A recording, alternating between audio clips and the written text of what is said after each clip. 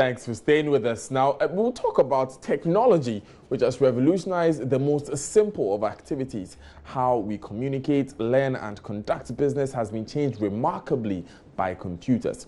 But now, the money you pay for goods and services with is being challenged. In 2009, a digital or cryptocurrency called Bitcoin emerged, and since then, the digital currency market is worth $300 billion. To help us understand this better, we have with us in the studio George Riafi. He's Joy Business Editor, to give us a bit of insight into this. George, welcome. Hi, Daniel. So this has been taking headlines all over the world.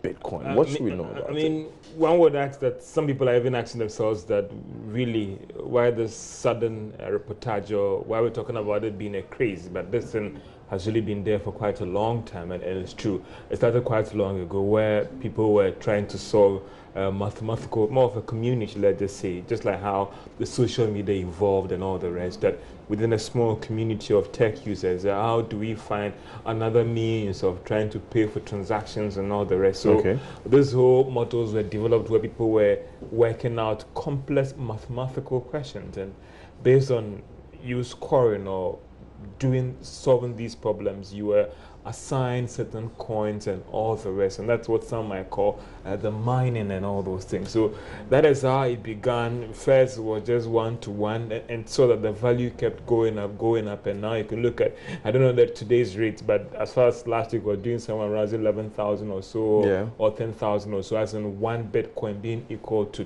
and not like the traditional form of currency where central banks regulate. This one is not regulated by any central bank. Again, small communities in the tech space. And that's $11,000 you yeah, $11,000. And so small communities within the tech space are found a way to regulate itself in terms of how much you can hold as an individual, what transactions you can do and all the rest. And it's more of like moving away from the traditional means and seeing how a payment can be done using these coins over the internet, one would say.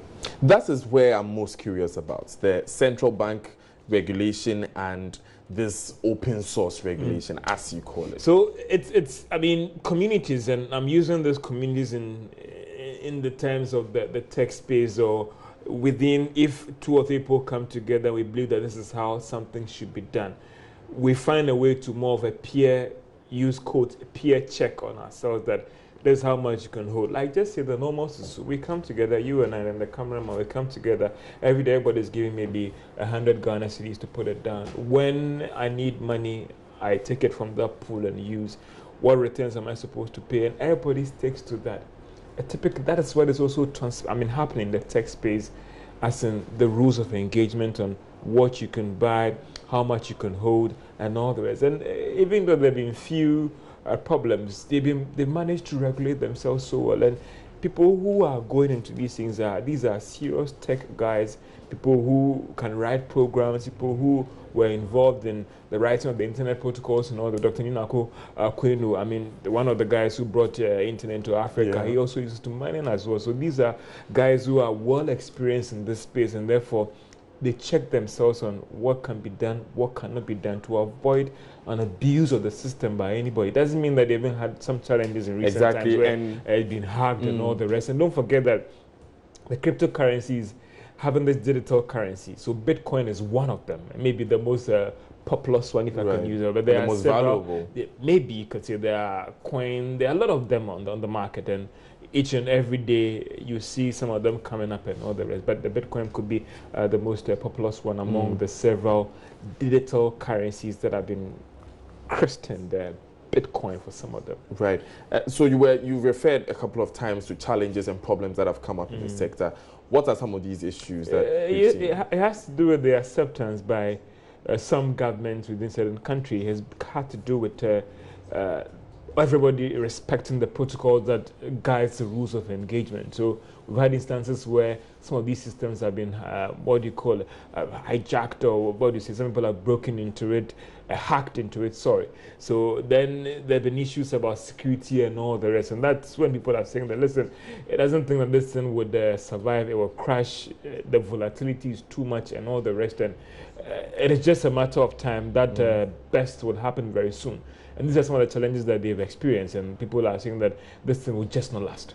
Well, we'll be having a cryptocurrency expert, Richard Odami, in studio, who I believe disagrees with a lot of these sentiments. I mean, that is his space, so we are just coming across as a journalist reporting on this particular issue. Yeah, well, and he plays well in this space, so Mr. Odami will help us more with the nuances of this whole cryptocurrency. But it comes back to this whole issue about whether the Bank of Ghana is going to accept it as a medium of exchange or not, because the Bank of Ghana believes that every legal tender, every payment system should be not necessarily approved, but in a fine way regulated by the Bank of Ghana. And they believe that as we speak right now, the structures are not in place, and therefore it cannot be accepted as a legal tender. What structures do they expect to be in place? I mean, obviously, there should be a supervising body to overlook that. It doesn't mean that they would want to dictate and all, but there should be a legal framework that would guide it. Every payment system in this country is gradually coming under some laws and rules. You know, mobile money, these Visa cards and all the rest, and e-switch and all the rest. These are new forms of payment structure or new forms of payment system. The Bank of Ghana has recognized that. And that's why they are coming out with this new payment and settlement system bill before Parliament. That what are the new trends in payment system that we need to abreast ourselves with, and ensure that there are certain laws and rules that guide in terms of the rules of engagement when it comes to... And that is missing with Bitcoin. And therefore, do you always want to have the regulations in place before it's accepted? There are legal issues around it. So if the regulator does not sees it as a legal tender, what would happen if there's a legal issue? What is even going to happen to those who are mining? And Mr. Damis and the rest will help us in this space. So there's supposed to be some kind of covering to help all of us, so that if today there's a problem and I can go to court and I know that the Bank of Ghana's position is on this is what they have to say about it, then I have some covering. So how do we insulate ourselves from all the problems? And that is why issue some people would wish that there's some sort of laws that guide operation. Some would say that, well, the tech industry has gone far ahead. Even the IMF itself is saying that bank regulators around the world should have a clear position on how they deal with Bitcoin. Well, we'll be going a bit more into this, like I said, and Richard Odami will be joining us soon. But let's first of all watch this piece by Joy Business's Sheila Tamaklo.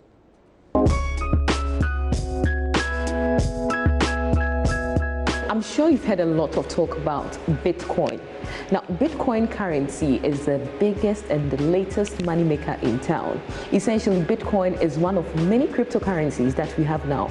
And there are over 1,000 cryptocurrencies, but well, Bitcoin is making waves because it's the most priced one, hovering above $10,000 per Bitcoin. Now, Bitcoin is part of a cryptocurrency, and cryptocurrencies don't like physical cash that you can touch. Cryptocurrencies are digital cash. And how do we get these cash? Well, it is actually extracted or derived through a process called mining. And this mining is done with these complex devices here, which is called a mining rig. And today we'll be finding out how exactly it comes about. Right in his living room, Theophilus has set up a mini rig to mine a cryptocurrency known as Ethereum. The rig is made of 3 graphic processing units, a modem, a processing board, and a 50 terabyte hard drive for powering, which he acquired for a small fortune. These are the graphics cards, and this is a power supply. This is a hard disk. The down part is basically a desktop computer with much greater power in terms of graphics cards. Okay, so I mean, for this thing, all that we see here, what was the total value for acquiring all these things here?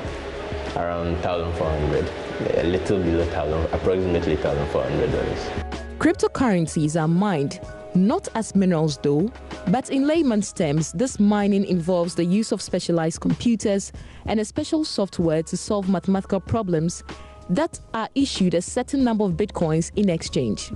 So the mining process can also be likened to gold mining. Okay. If we are mining gold in this pot, If I'm doing it alone, I'm going to get more gold.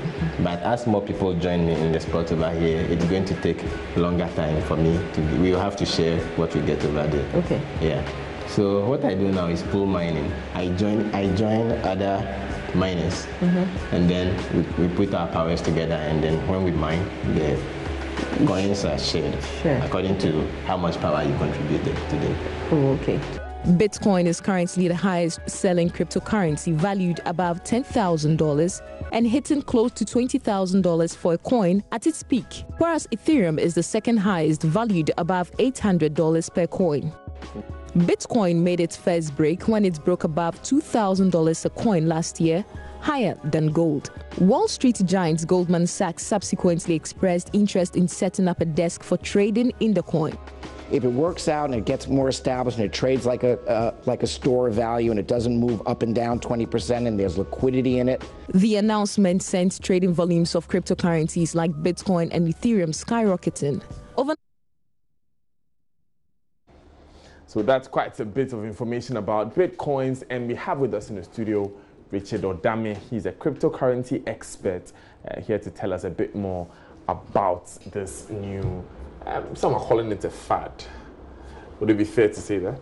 Well, I think that unfortunately it's because they don't understand the technology. So, and I think that in a part of the world, it is very normal for people to describe it as they feel. And that is why we'll definitely be laid back in the technology. Okay, so we have money, CDs, dollars, pounds, what have you, and there are Bitcoins and other cryptocurrencies. Right. What's the difference? So if we look at the current money that we are using, that is our fiat money, we realize that the value of the money or the money itself is the serial numbers, right? And then the inscription of, say, 50 CD notes is just what shows the value of that inscription. And what carries the money is actually the fiat or the paper. So if you're holding money, it really doesn't have an intrinsic value. It is because the central government is saying that this is 10 Ghana cedis or 5 Ghana cedis. In the case, so what you're saying is just a piece of paper that government says is worth this exactly. And you would realize that at every point in time, due to the government's own monetary policies, can say that, okay, we need to print more money. So you realize that more money can be printed into the economy. There can be a lot of income or money supply in the economy. So the question that comes is, what is really the value of money? Because it is unlimited. But if you look at the principle of money, money should actually have a value and should have at least a finite amount. In the case of a cryptocurrency, for example, Bitcoin, that happens to be the mother of all cryptocurrency, it is simply a digital form of money that works with a principle of cryptography, cryptanalysis, and cryptology. To a layman, it is it's a digital form of money that uses or that is backed by demand and supply. So it is not controlled by any central government. It is because a group of people have agreed that this is what they are going to use and this is $1. So in that case, if the value or the demand increases, definitely we know simple demand and supply, the price will increase. So if more people want Bitcoins, the price of Bitcoin will increase. Exactly. That means the more usability and relevance is creating, the price will increase. And when it starts to reduce or people start pulling out, definitely the price will drop. Okay. So how is this advantageous over the regular money that we use? Well, one thing about cryptocurrency, for example, Bitcoin, is that it is limited in number. Only 21 million Bitcoins can be produced by 2042. And as we speak, we have about 16.8 million Bitcoins in circulation. So one advantage is that it is limited as compared to our fiat currency that is not limited. So how is that an advantage? Good. So what serves is that it is difficult for someone to influence it. You cannot sit somewhere in your room and be printing more money. Bitcoin cannot be counterfeited because the protocol has established that, okay, only 21 million can be produced, and it's by this means. So you cannot sit in your own room and try to produce more Bitcoins or produce more cryptocurrencies as compared to our fiat, where some people can stay in their room, produce it, and still spend it in the economy. So maybe they are actually arrested. That is one advantage it's given. But if someone is smart and is able to produce, in first of all, there are people who are being scammed in the system. Right. Yes, and if someone is able to beat that protocol and is able to produce his version of Bitcoins, there isn't even that central bank to catch the person, or that policing system to catch the person in the first place.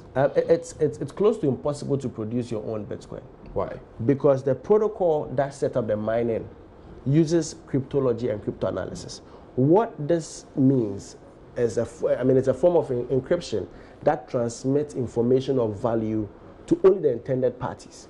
And as you early on showed, when it's produced through the process of mining, before you try to produce your own Bitcoin or you even try to attack the protocol, all the miners in the pool realize that somebody is trying to tamper with it.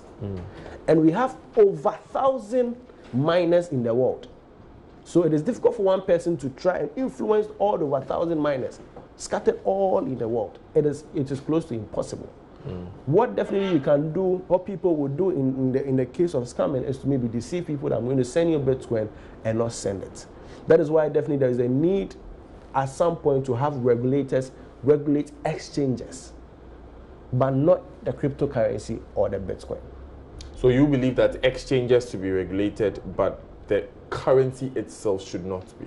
I mean, the currency itself cannot be regulated, but the exchanges should be regulated. But look, these miners who make decisions on the rules governing the exchange of Bitcoin, they are still regulating to an extent, aren't they? Well, I mean, it's difficult for one miner to influence it.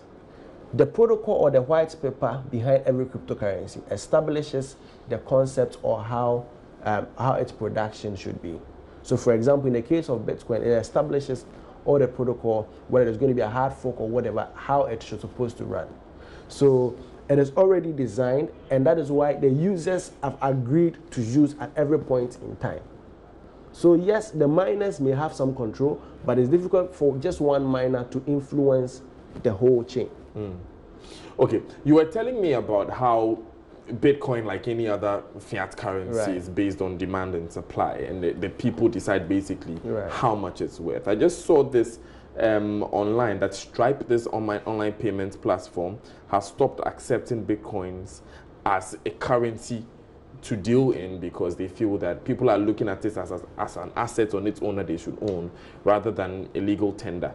Are you not concerned when you see things like this? Would it not affect the popularity of it? Well, I think that as we speak, Bitcoin, as we can all attest to, it's very volatile.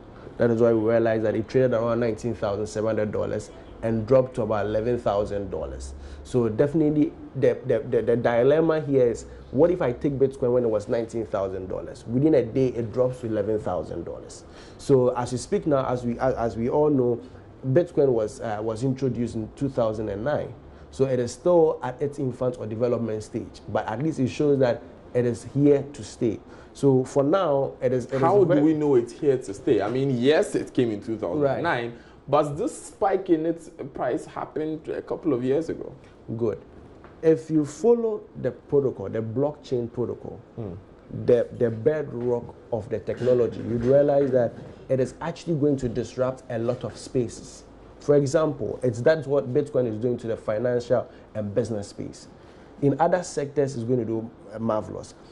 In the case, the reason why Bitcoin is also going to stay is that if I can transfer money, say over $100,000, and just pay a charge of just $10, why won't people want to use it?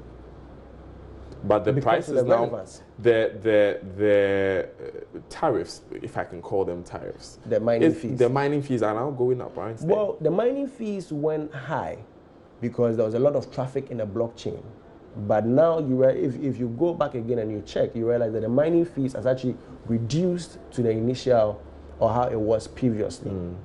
So yes, it is a new technology. There are flaws at one point and the other. But we know that definitely it will be better, and trust me, it's going to disrupt a lot of industries.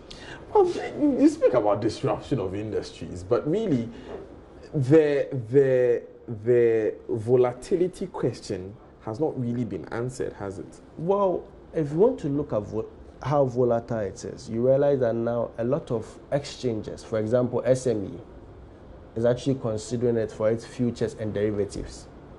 So definitely we'll get to the point where Bitcoin will stabilize. Some huge investors and some analysts believe that Bitcoin should be worth $1 million to reach its point of stability. So we all know that definitely we'll get to a point for it to stabilize. But as we speak now, it is still at its infant stage. So even at $16,000 where it hit last year, it's not. Bitcoin, trust me, by the end of this year, we should be trading within $30,000 to $50,000. Okay. We just hope that the more regulations and legislation comes in, people would appreciate how it works. Okay. So Richard, tell me how I can buy a Bitcoin or I can get on the market. Well, buying Bitcoin in Ghana is very easy. Even when you Google Bitcoin merchants or exchanges in Ghana, you get a lot of them.